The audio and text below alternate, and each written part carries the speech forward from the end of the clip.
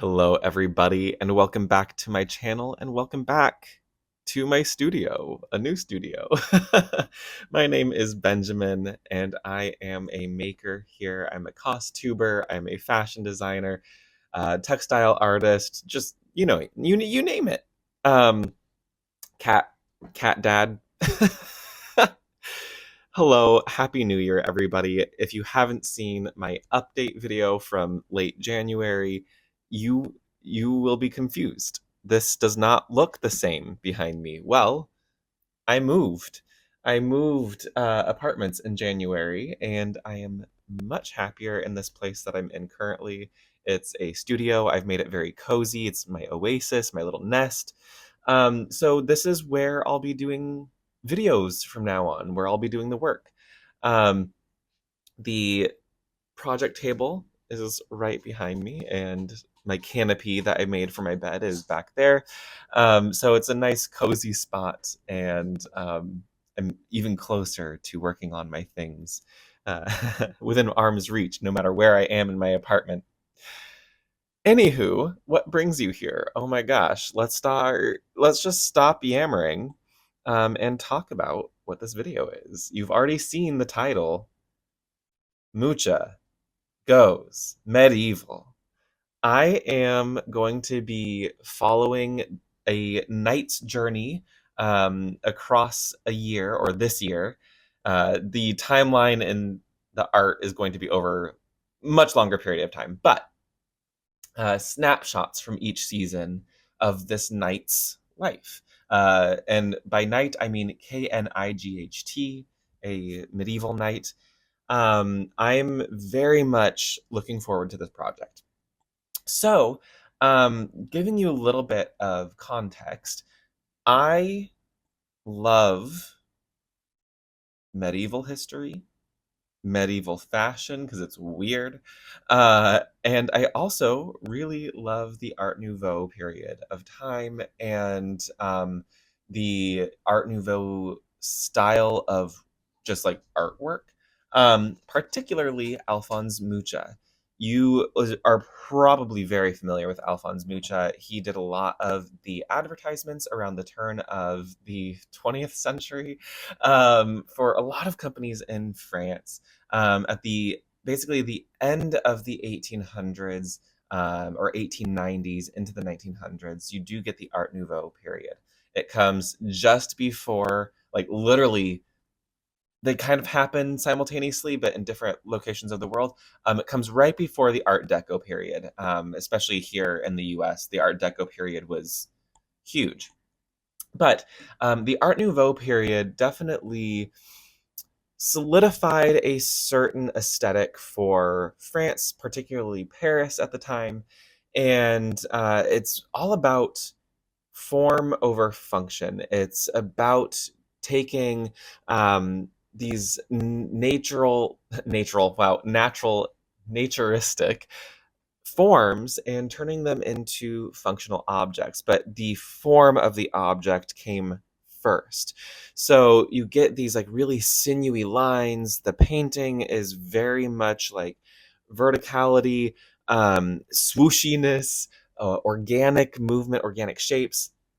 And Alphonse Mucha was one of the preeminent artists at this time, working primarily in Paris for at least a period of his life. Um, One of my favorite paintings of his, or series of paintings of his, is the Four Seasons, and it has images of four maidens who represent each of the four seasons. And I thought, what if I combine my love of textiles and medieval history and fantasy core stuff, knight core stuff, mix that with Alphonse Mucha's The Four Seasons. So that's what I'm doing. um, each season, by the time you're watching this episode, it's March, hopefully, March or April, and it is spring. So we're starting with spring, and for each of the seasons, I'm going to progress the outfit a little bit further. So I'm going to take jumps in time, essentially, between spring and summer, summer and fall, and then fall and winter being the end of the cycle of this project. So for spring, it's going to be really fun. I am going to take, well, I've already taken inspiration from the image of Alphonse Mucha is the Four Seasons, and I'll put it somewhere in here, I hope, um, of spring. So spring is a maiden who is playing a harp made out of, I believe it's like a willow branch is what it looks like. And she's wearing a very sheer nightgown or bedgown is what it looks like to me. Um, Probably just out of some gauzy material. And there's birds, there's a beautiful flowering tree behind her, and that's my stepping off point for this project. In keeping with the theme or the youthfulness, the purity, the rawness, um, we're going with medieval undergarments to match the vibe. What she's wearing looks very much like, an under chemise kind of thing. I'm going to be making a pair of medieval braies and an under tunic. So these are the underwear of the medieval time. So yes, I'm making medieval underwear. Um, you know, if you're sensitive to talking about that, maybe stop watching here. No. And if you want to see me wear medieval underwear, keep watching. Hey, no. Oh boy.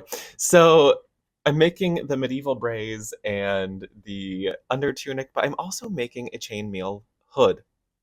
I do want to make chainmail hauberk or shirt, a chainmail shirt for summer, and then keep continuing armoring up this knight over the year.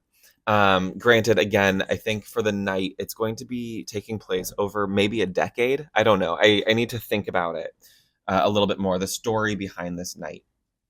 I do want him to be a Killian, very queer coded, essentially. I mean, queer, but queer coded. Um, because in a way this is also like an act of resistance for me, and an act of like self joy, and I think we need a little bit more of that right now.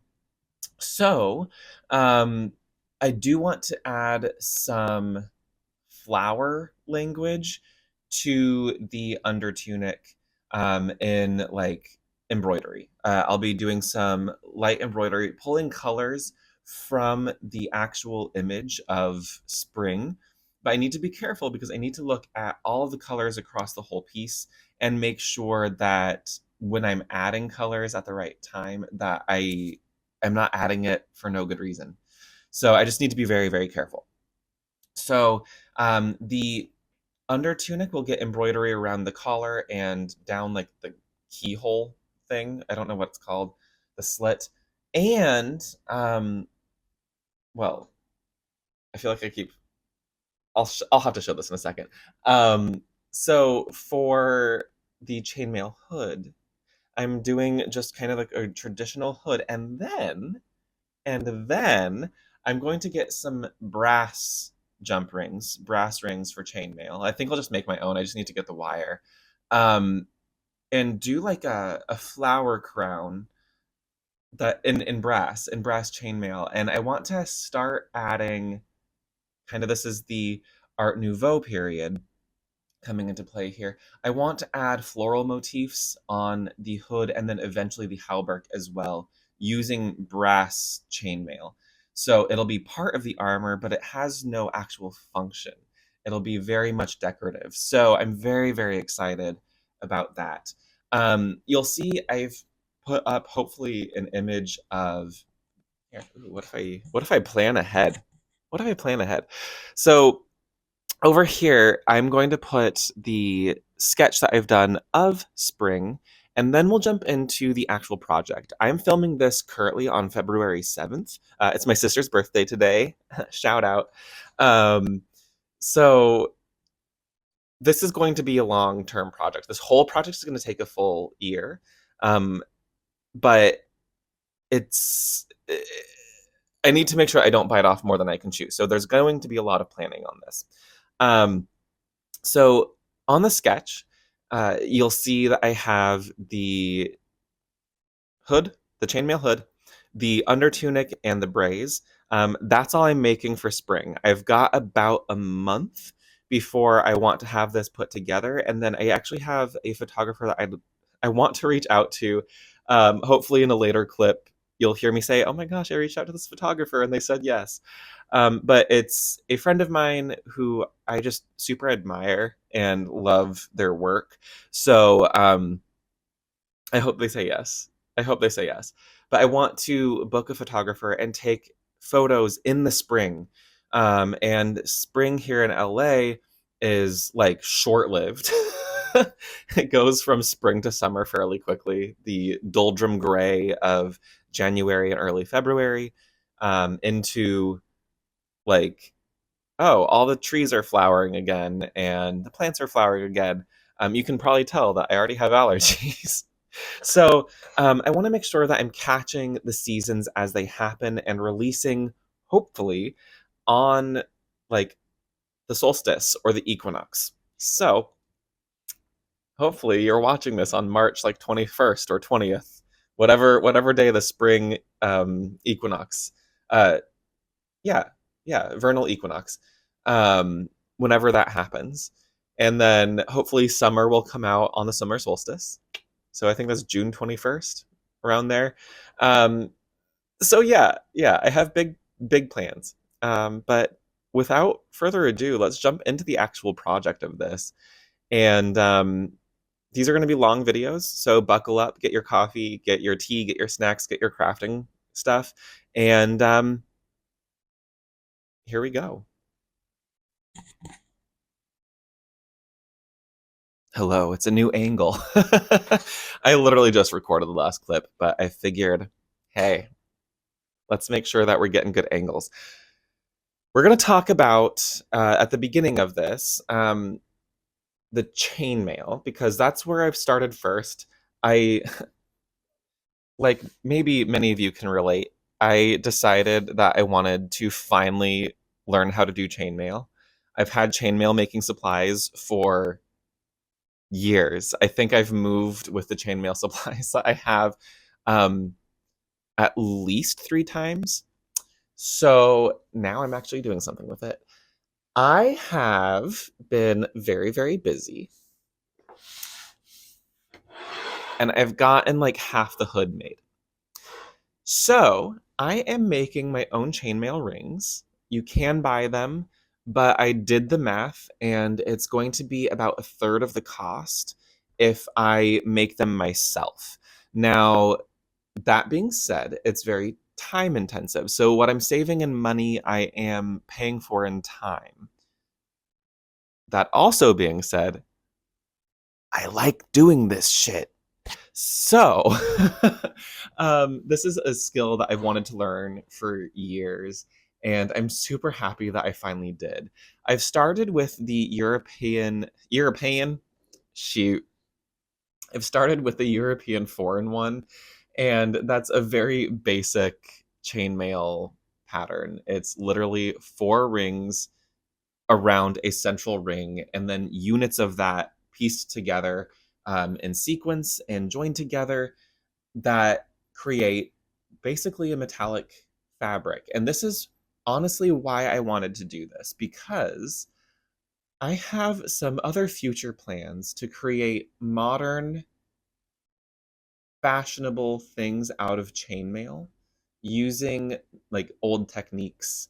I think it could be really interesting. Heavy, but interesting. So what am I working with here? I am working with galvanized steel wire. This is 16 gauge. This is 2 pounds of galvanized steel wire, about 200 feet of 16 gauge. I got this at the Home Depot. No, I don't love shopping there, but it's the closest hardware store to me. This was $7.93 per bale, $7.93 per bale. I've bought 4 bales at this point. So my current investment, I guess, into this project is approximately $32. Um, I had the pliers already. I've had so many pliers for so many years. I have a drill and dowels that I used to create the mold for the rings. The only thing extra that I've purchased was a better pair of snips, but I am not counting that in the project costs because this is a studio purchase. So this is something I will use for like way more projects than this one. So if I wanted to put the cost in here, I'd just be like subsidizing it over like spreading the cost across multiple projects. We're not going to do that for this. You might already have these snips. I was using some other wire snips, but the pressure it took to cut through the steel wire um, was bruising my hands, my palms. So these snips cut through the galvanized steel like not butter, but easier than my other pliers and snips. This one has a great spring to it. Really, really great spring. It looks durable. That's something else that I care about when I get tools. There were a lot of like cheap tools and like get a 10 pack of these flesh cutters. And it's like those are gonna dull immediately. But also those were not making my hands like that kind of style was not making my hands happy. And I'm a crafter, I'm a maker, I work with my hands for a living for my day job. So I need to take care of those. I will link to these in the description box below. I got them off of Amazon. Not my favorite thing to do, but literally the only place I could find this specific kind. Um, I do wish the grip was grippier. It's a kind of like a. It's not rubber, but it's like a harder rubber. I want it to have a little bit more grip so my hands stay in place, but I'm just gonna add my own thing to that. I might make like a leather grip for these. So, yeah, so I've been making my own rings. It's been a blast. Honestly, I take my drill, my hand drill, and I'll put some clips in here. It's probably already on one of my shorts, but I take my drill and a dowel and stick the wire through a pre-drilled hole in the dowel, and then I turn on the drill and it just winds up into a coil. Take the coil off of the dowel and then snip all of the chainmail links rings, all the rings off. So I wanted to take this moment because I'm in a very interesting spot that I was like, I'm going to think ahead for this project. So this is 2 pounds of galvanized steel 16 gauge wire. It's quite thin, but honestly, it's more durable and like stiff than I thought it was going to be, if that makes sense. Um, but this is 2 pounds. I made one whole bale of that into chainmail rings. This is 2 pounds of galvanized steel chainmail rings. These are 5/16 inner diameter. I don't remember what the aspect ratio is, but it's 16 gauge galvanized steel wire with a 5/16 inner diameter when they're closed. And like, this is dense. This is dense. So that's 2 pounds of rings. This is 2 pounds of rings turned into chainmail. So this hood is about half done. Well, I think rows wise, it's about half done, but the collar itself is going to have to increase again, and it's going to get quite large, I think. So, um, I think I'll only need 2 to 3 more pounds of rings to finish the hood. and then I'll be able to start the hauberk later. I almost bought their whole stock of wire, and then I was like, I don't want to carry that home. So I didn't. I only bought 3 more bales after this initial one. So yes, I'm going to continue work on this, but also I think I feel like I'm in the mood to work on the braies and the undertunic soon. So let's put this away for a second, and I will talk to you about the fabric that I'm going to be using for the undertunic. So the braies and the undertunic are going to be made out of the same material. And the cool thing is, it's material that my sister sent me. Actually, today is the 7th, again, like I'm saying. Uh, it's her birthday. The that sister, the one that's birthday is today, sent me this fabric. So she was offloading a bunch of her fabric stash and asked if I wanted any of it, and I said yes, surprise me, please. And literally, I think a week ago, 2 weeks ago, I received a box of fabric, beautiful fabrics. I was like, oh my god, these are great. Some fun fabrics, like there's a fabric in there that I want to make a hoodie out of. Actually, 2 fabrics that I want to make a hoodie out of. And sorry, Beans was trying to play with Pebble. So um that box came in and I was like, oh my gosh, this is great. So I put it away. And then like 2 days later, a bigger box showed up. Like a bigger, heavier box showed up. And I was like, wait, what? Um, and it was a huge box full of more fabric and like yardage of fabric that I now have earmarked for several projects for the rest of the year. I might be making a Valentine's Day project that will maybe come out before this video. I don't know. So look at this. Look at this beautiful linen. It looks like linen. It may be synthetic. I don't know. Maybe cotton. I haven't done a burn test yet, but there's so much yardage of this that I'll get the pants and the undertunic out of this just fine. And I think I need to make a cloth hood. Um, you probably don't want to wear chainmail against like bare skin and hair. That's a great way to pull out a chunk of hair. So I'm likely going to make like an under the hood, an under hood, if you will. But this is lovely. It's kind of like got an unbleached quality to it. It's got a lovely drape, and the reason I think it's linen is because it has that same kind of springiness to linen and a little bit of a slubbiness to linen.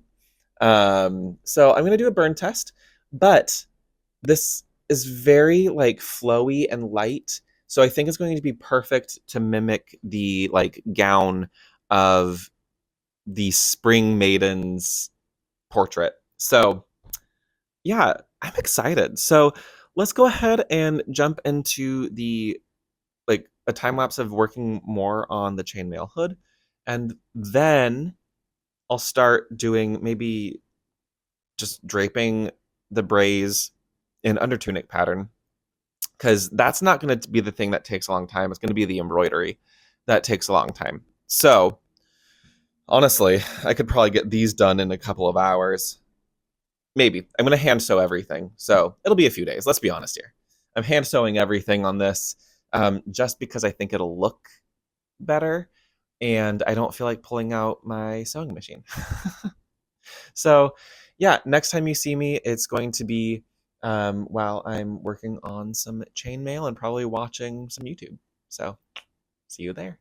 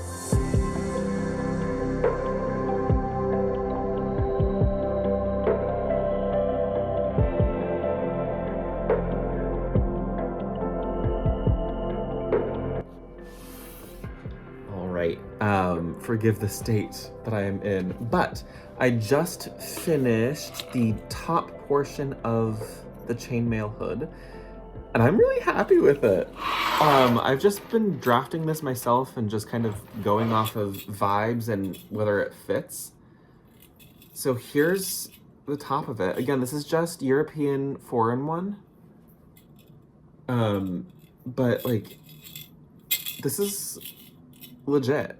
This is really cool. So my next goal is to make the piece that goes from here to here, and then I'm going to make the collar portion separately and then attach them, because I think it's just getting too heavy to work with like freehand. It's putting a lot of like weird stress on the hand, so I've been doing a lot of supported work with this, so either on my knee or on the it's not a dress form, it's a head, a mannequin head. It's a glass mannequin head. So yeah, the collar, I'm gonna do a depth of about 4 inches, which is my shoulder length from nape of neck to tip of shoulder, and I think that's a good length for hi Rowan. I think that's a good length for the collar portion, or the cowl, if you will. So I need to look at my crown increases that I've been doing on the top and just kind of see where I left off. I believe it was increase in every 3rd stitch or 3rd ring. See, I've been thinking about this like knitting, or crochet. Like that's how I've been picturing this in my mind. So I think I'm gonna do every 4th, and then like, so on like the first row it'll be every 4th and then even across, and then on the next one it'll be every 5th stitch gets an increase, 5th ring gets an increase, and then just normal, and then keep going. Like every other row is getting an increase basically, and that seems to be working fairly well to get a nice circular shape. So yes, I'm gonna keep going. I think tomorrow night I'm going to work on the actual braies and undertunic, because I do want to get those sewn. Primarily because I need to do a bunch of embroidery. So, hi Beans! Do you want to come say hello too? Come here. Come here. What? She's gonna talk back to us. What did you find? You don't need to play with pliers, no. Anyways, I'll be back after a while as I'm working on the cowl portion of this. But yeah, I think I'm addicted to chainmail. I didn't need another skill, but I'm enjoying it. I'm not sure if I mentioned in the last clip or not, but I did order some 16 gauge brass wire. I ordered 2 spools of it, and that'll be for some of the detail work. I'm going to do a, let's see, sorry, Rowan. So on the top and around, I'm going to do a brass flower crown that's going to be very reminiscent of the flower crown that the maiden is wearing in the actual Mucha piece. But I also want to do some brass down along the edge and then around the collar. I think it'll frame the face really, really well. And then of course on the very edge of the collar, that will also get the brass treatment. So I will see you in the next clip after I am done, well actually maybe the process of making the cowl, and then we'll just see where we are. So here we go. I wanted to jump in here as I'm working on the cowl portion of this chainmail hood, and I'm really enjoying this process. It's very intuitive. So I'm just adding increases every other row. along the same kind of line. So this row was an increase in every fifth chain or fifth ring, and then it was a row of just straight chain mailing across on the next one.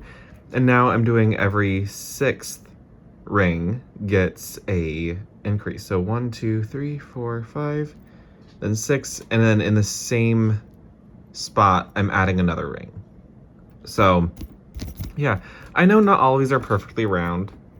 I make all of my rings myself, and that's okay. If you are close enough to this and pointing out that every ring is not exactly the same, you are too close. So once I get this going, probably another, sorry, Rowan is going bonkers. Another probably 6 rows total. So another amount of this to here might be enough. I'll measure, but I do want to do about 4 inches, and I think that might be more like 3. So 4 might be right here. Not bad. I think this will be really, really neat. This is how many rings I have left. I'd say probably about 1 pound of rings left, with like a quarter of a pound in here, and then another quarter of a pound in the hood, just from this last batch of rings. The hood itself, I think, is going to be about like 4.5, maybe even 5 pounds, which is very interesting. Every time I try it on, I can feel the weight on my neck and on my head, and it's just really fascinating. So I'm learning a lot about all of this and enjoying the process. So I'll see you when this is basically done, and yeah, have fun.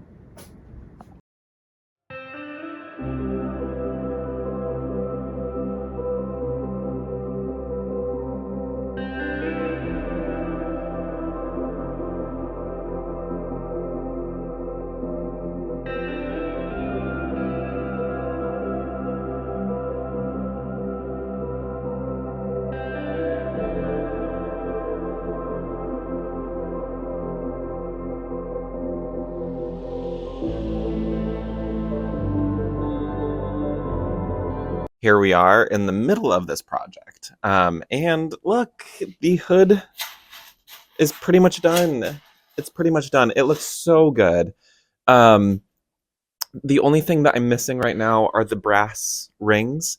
The brass wire that I ordered, something happened with the order and it was never actually shipped, or it said something happened in shipping. It doesn't matter. I'm not looking to purchase anything new right now, at least not currently, so I'm hoping to find some brass that'll work for the details on the hood. But that being said, with the chainmail portion basically being done, I can move on to the braies and the undertunic. So I mentioned at the beginning of the episode that braies and the undertunic are basically the underwear of the medieval times. However, they were also worn just like as clothing. Mostly they were a layer of protection between you and the rest of your clothing. So this is something that a lot of people don't necessarily realize, is that underwear was less about keeping things in place and more about protecting your outer clothing that was very hard to launder from your natural body secretions like oil, sweat, bodily fluids. The underwear were there to protect the outer layers of clothing. Not to mention, some of those clothes probably weren't very comfortable right against the skin. So there's another layer there. So for this project, I am working with what looks like an unbleached linen.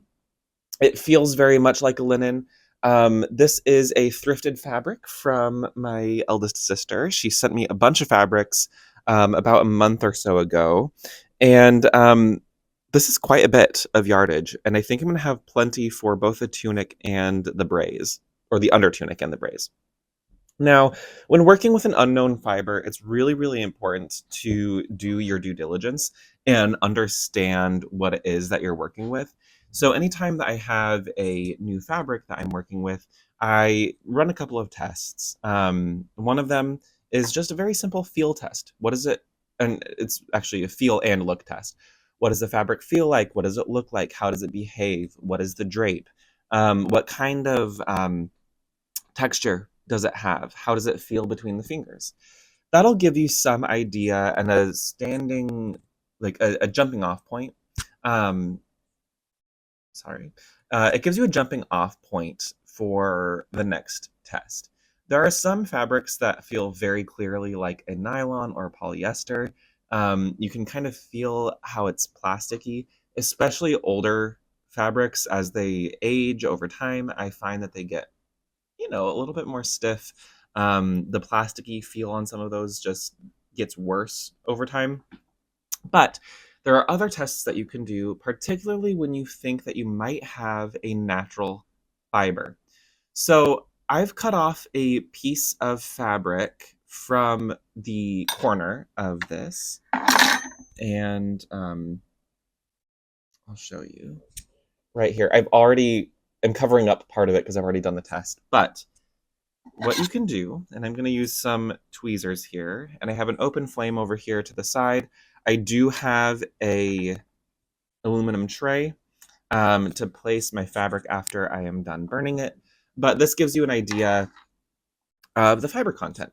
So just take a small piece. I have a flame over here, and I've started lighting it on fire. Now, there's a few things that you can notice about this is it's not burning very quickly. So the fabric is actually like not too dry. We're gonna just let that burn itself out.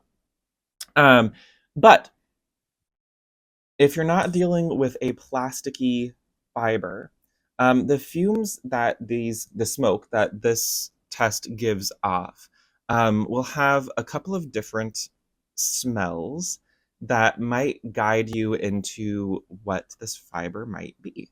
If it smells like burning hair, it is likely that it is burning hair. It is likely a wool or some sort of animal fiber. It's, likely wool, could be alpaca, could be llama. Those are your most common animal fibers. Cashmere is goat, Angora, rabbit. It'll all have a similar burning hair smell. If it smells like burning paper, then you likely have either cotton or linen. And I'm not sure which one I have here, but let's see if I can stop looking at me, camera. So you can see that the leftover fabric is quite ashy. It has a gray ash that turns into nothing, basically powder. So that tells me that it is either cotton or linen. It looks and behaves like linen does. It doesn't quite behave like cotton, so it is likely to be linen, which is fabulous. It is very soft, but it definitely has a little bit more of that grist or that texture that linen has. So I'm going to go ahead and use this fabric with confidence, knowing that having it against my skin and having it against very sensitive areas of my body is going to be fine. I do not recommend using fabrics that have a synthetic content to them as underwear or as undergarments because it's not going to be breathable. It's going to hold on to things like sweat and oil and other fluids and just dirt and grime. We creatures are kind of dirty, so it will not do what you want it to. Things like cotton, linen, even wool to some extent have natural, gentle, abrasive qualities that help actually with the cleaning of the skin too. So when people are like, "Oh, they didn't bathe the way that we bathe now," but they still took care of themselves. They still cleaned hygiene was still very important. It just looked different then. So I'm going to start with the braids before I move on to the undertunic, for two reasons. One, I'm more interested in the braids currently, but also because they look like a simpler pattern. I have like four, five different options in front of me on. I have my Millinote board up. Um, I have like four different options. I think technically five different options of how to make braids. There are some that are extremely basic, made from one panel of fabric that is slit in a couple of areas, with the pants and the, I guess, the tuck. There's like a crotch tuck there. I'm not going to be making that one. It looks a little confusing. But there's a couple of other options. There's some that are just like making rectangles. There's one that's rectangles and a gusset.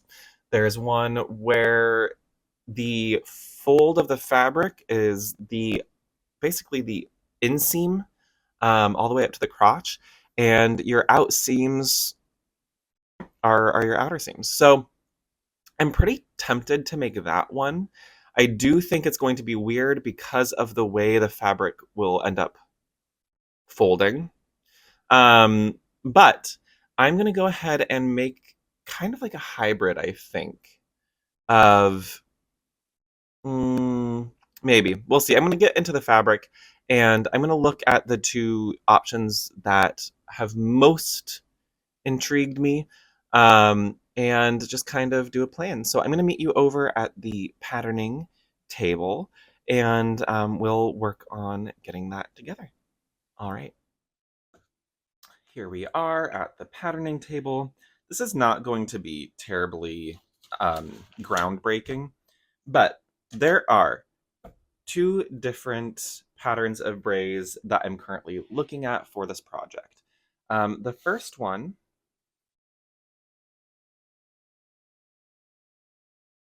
kind of looks, ooh, let's do that, like this, with this being the fold. There's a seam that goes here. This is your ankle, and this is your waist. And then all of this space right here is essentially going to be folded in on itself, giving you more space in the crotch and the butt. This could make it look a little diapery. It's very, very possible that it could look a little diapery. However, if this waist measurement is like a couple of inches larger than my current waist measurement, then the gathering of all of this fabric will essentially make it look more natural for it to be a little baggy in the crotch area. It'll fit. The other option that I'm looking at is essentially something like this. And that turns into two squares like that, or rectangles like that, and one like that, where this is your crotch panel, and then these are your leg panels here. Now, this is like a shorts, but I'm going to make them about ankle length. I really want to test this pattern, and I think the reason I want to do this is because it is essentially a one piece. Um,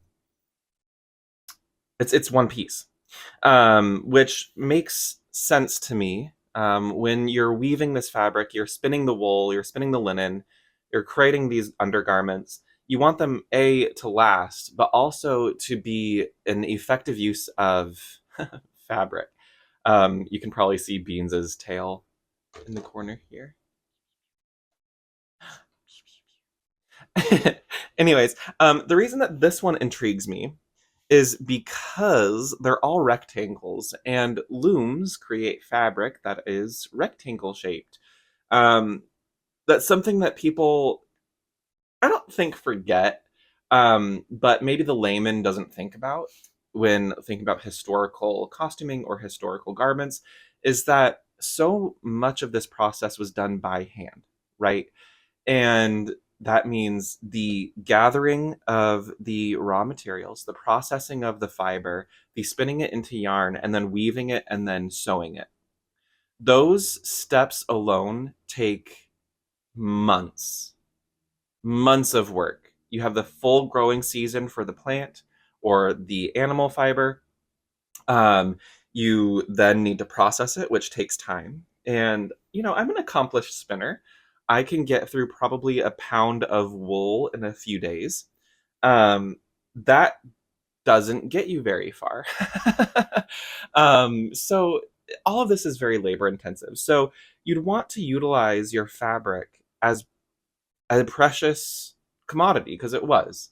It may be homespun, it may be very rough, but it is still precious. So the reason I'm intrigued by this particular pair of braids is because everything is rectangular. That way, it's going to be more effective use of the fabric. This, I do think, is possible to make in a rectangular fashion. So it's possible to just square off the legs, essentially. And then there would be the need to cut out the waist portion, which is not ideal. It's not ideal. And if I were to square those off and make the centerpiece its own piece, we basically have this pattern right here, just slightly different. This one has the waistline built in, which I kind of like, but it does put the seams in kind of a weird place.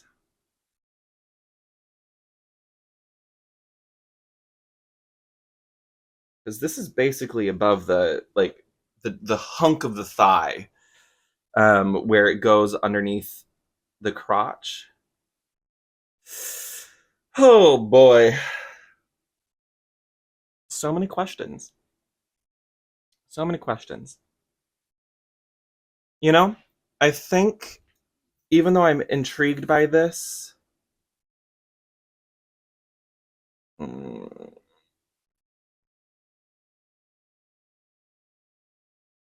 no, we're gonna go with it. We're gonna go with a single piece of fabric here. Um, we're gonna see how this goes,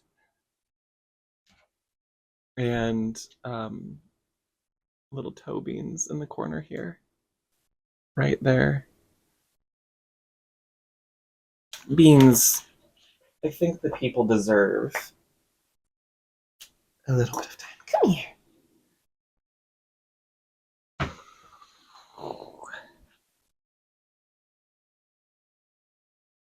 She was laying on my fabric earlier.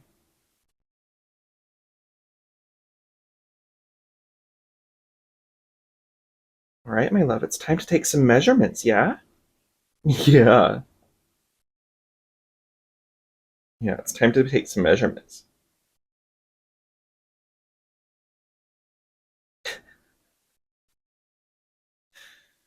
You're a sweet baby, you know that?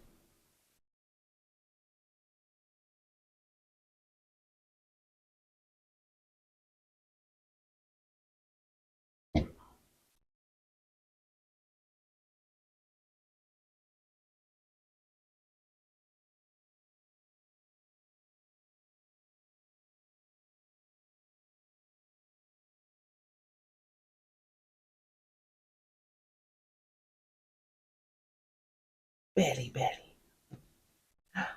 Betty, Betty.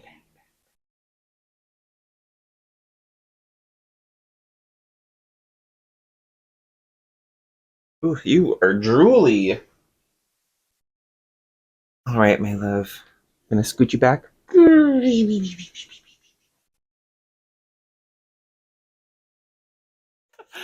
All right. Now that we're back, the measurements I'm going to need are my waist measurement, and that's going to be circumference. I'm going to need my outseam, my inseam,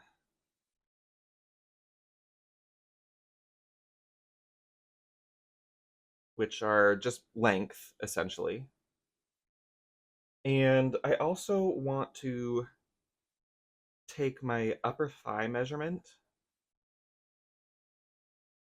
at its mediest point, which is also the circumference. Because what we need to make sure is that this space right here is going to fit the thigh, because this is the skinniest portion up near where you're putting your legs through, right? I'm squaring this off, and I'll put like drawstrings and stuff so I can wrap the ankles, but this gives me just a little bit more flow in the fabric. So I don't need an ankle measurement, really. The inseam must go from here to here. However, the outseam must measure from here to here. So our inseam is going to be a little bit longer, technically, than our outseam, which is fine. It's going to be very much like a drop crotch. If I don't like this pattern, I can hack and slash at it all I want, because there's going to be so much just rectangular fabric here.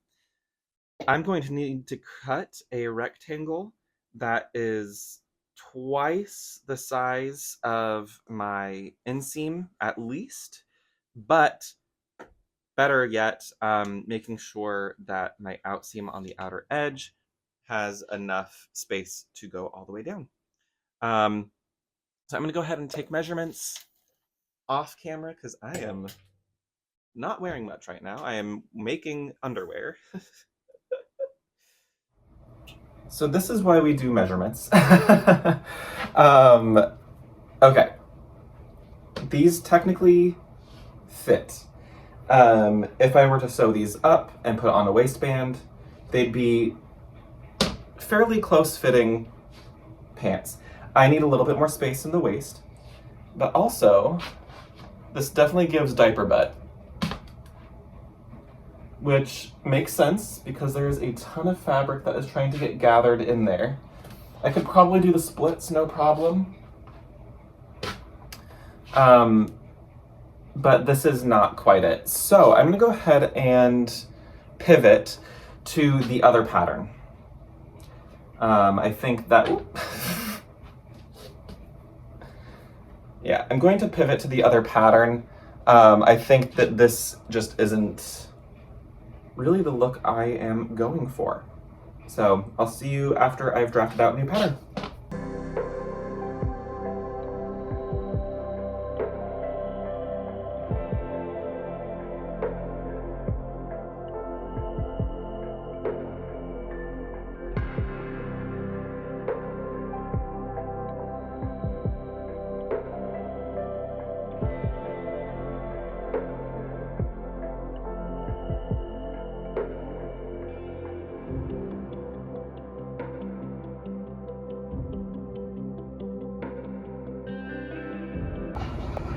Hello.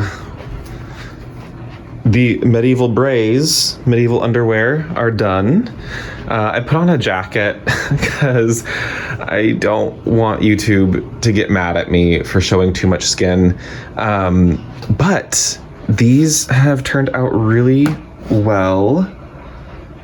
So the ties around the ankles fit perfectly, so I can sew those in place now, or tack them in place. And the drawstring, it might be technically a little bit too long, but I'm gonna do some embroidery along it. Just hints of embroidery. Yeah, but also this is my Beatrix Potter baby blanket jacket.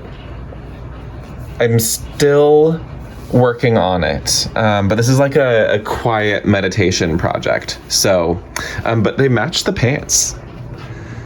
they work with the pants. So, like a fun little springtime outfit. I feel like I should be in Palm Springs or something.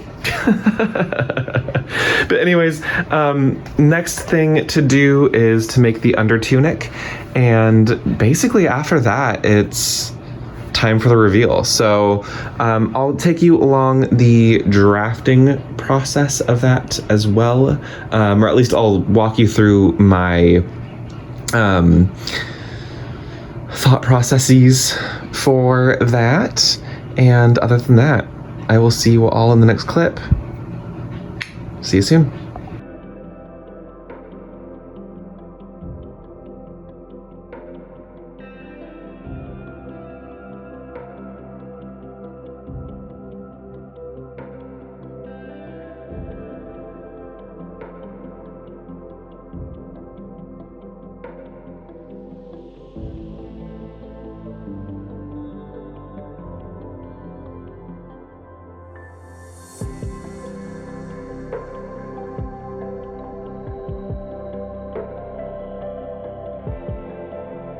Hello.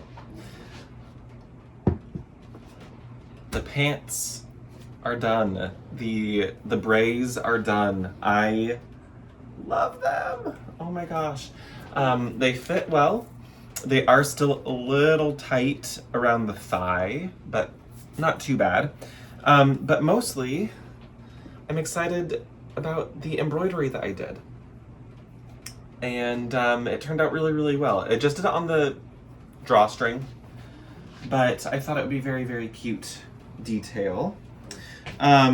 So braids done.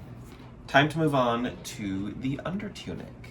And now this is going to be so much easier. I am used to making shirts, I'm used to making tunics, I'm used to making, you know, tops. So for me, this is way easier. I think I'm going to basically replicate a shirt that I made a while ago in a, just like, I think it was just a regular cotton muslin, like a bleached cotton muslin.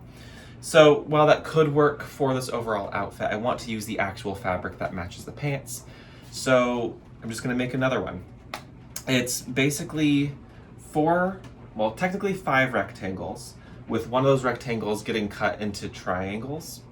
And what that does is it leaves the front really flat and well-fitting. And then there's basically a triangular gusset that goes from the side to the back that leaves the back nice and open and breezy. So I'm just gonna go ahead and do that pattern. And it's a fairly easy thing to do. So I'm going to bring you around and kind of give you an idea of how to draft it. While this is not a tutorial or a how-to, I'll give you a sense of just how I go about it. So let's jump on back over here.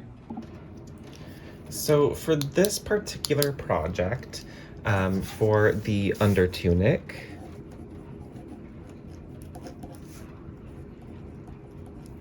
I'm going to need my chest circumference. I'm not going to bother with any other circumferences on my torso because we're just going to go a straight shot down. What I do want to get is the length of this undertunic. And for me, that's going to be from the nape of the neck, where the collarbone sits, to hem.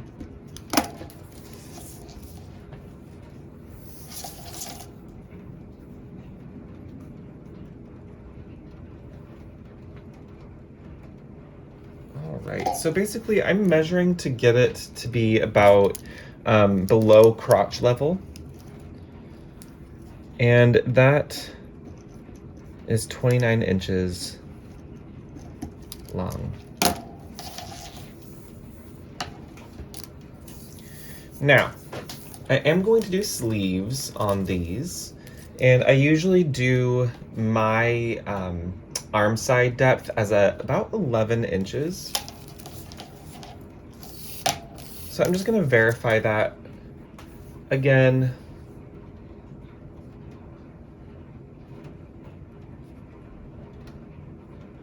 I think for this particular pattern, we're gonna go with a 12-inch depth. Now, we're not actually doing an arm's eye, but this gives me the measurement of how much fabric I need to cut out for the sleeves.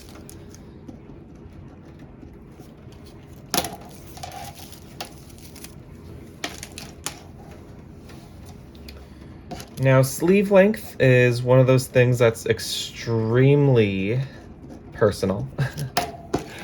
Where you want it to sit is totally up to you.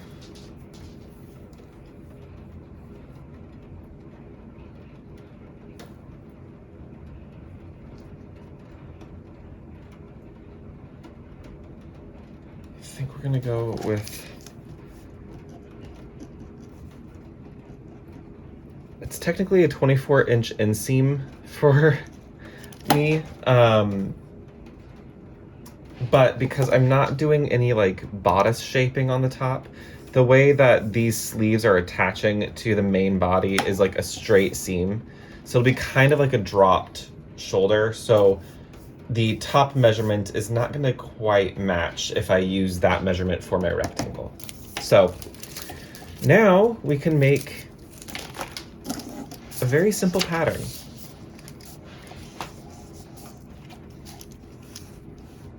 Oh, I should get my chest circumference. I got all the other measurements.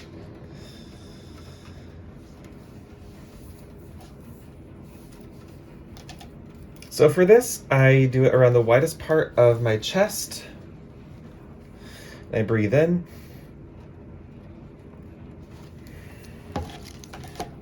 And this is already with a little bit of ease, but I'm going to add 2 inches of ease to this undertunic.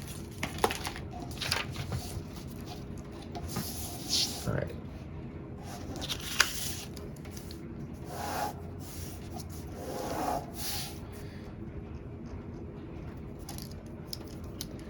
So this is going to consist, well,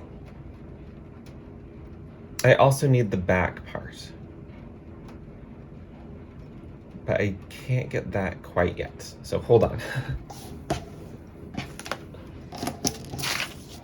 The front rectangle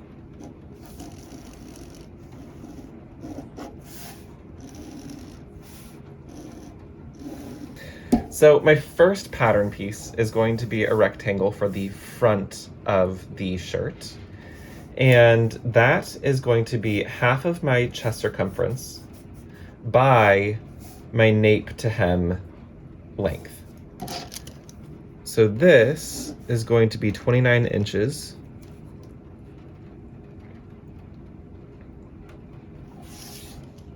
And then this is going to be 20.5 inches. And I will add about ½ inch of seam allowance on all pieces. So this is the front. Okay. So what I like to do for my shirts is about halfway down is where I add the gusset. So my gusset shape rectangle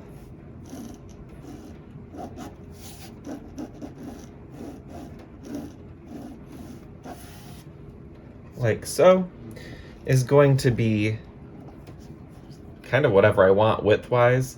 But I find that 6 inches down at the bottom is great, works totally fine.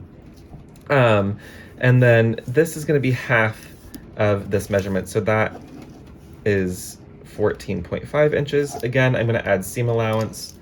The only place that won't really work is along that cut edge, but that's fine. Totally fine. So this will get cut. So I now have 2 pieces, 2 triangular gusset pieces. What I need to know now is this length, because I need to add that to the back panel.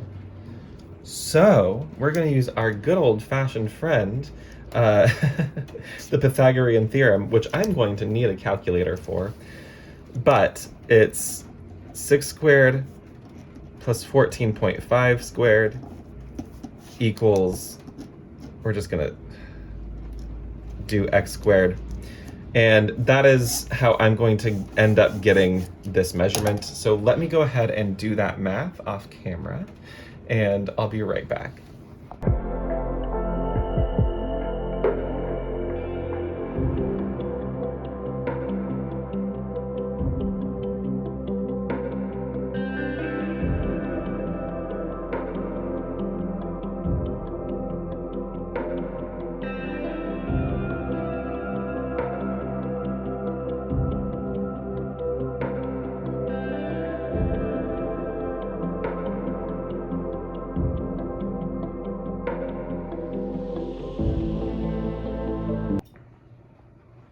All right, the undertunic fits. It's not ironed, so like this part is acting a little weird, but it's very comfy. And of course this is going to get slit, and I'm gonna make a proper neckline, but I can't do that in this mock-up form. So I'm gonna go ahead and start getting the panels sewn together.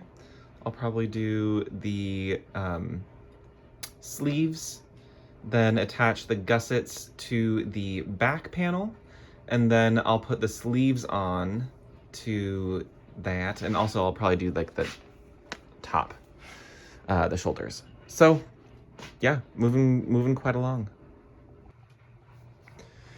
It's turned out super well so far. I've cut out the border for the neckline, and then I'm going to hem the shirt and the sleeves, as well as put some similar straps that are on the ankles on the edges of the sleeves. That way there's some cohesion between the tops and the bottoms. But I'm super happy with this. It's turned out really well. I need to iron it, obviously, but I think it looks good. Yay. Progress update on the shirt. The collar is on and fully sewn. This sleeve has been hemmed. This sleeve is almost done being hemmed. The hem is not hemmed yet, but I'll do that shortly. And then I need to just do the embroidery on the neckline, add the strap that will help keep the sleeves from being so large. But we're good. We're good. So this project is almost done. Super excited.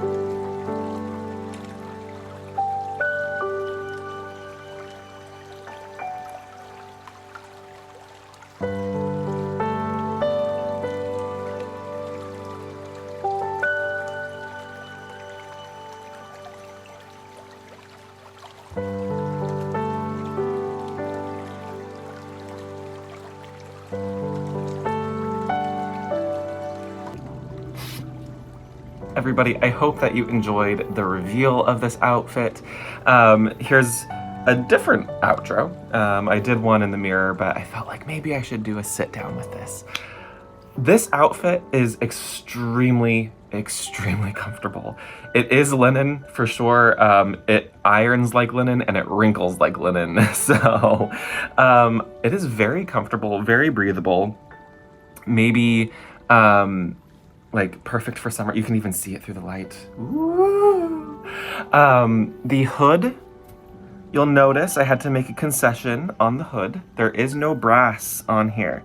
Unfortunately, the order never arrived with the brass rings. They never sent a replacement. Hi, baby. Yeah, they never sent a replacement for that package. And at that point, I was like, you know, I'm already like at budget for this. Might as well just ignore it. Oh, okay, bye. So yeah, that's fine. I'll add it later. I don't think it's missing anything because it's gone. This is still true to my original vision.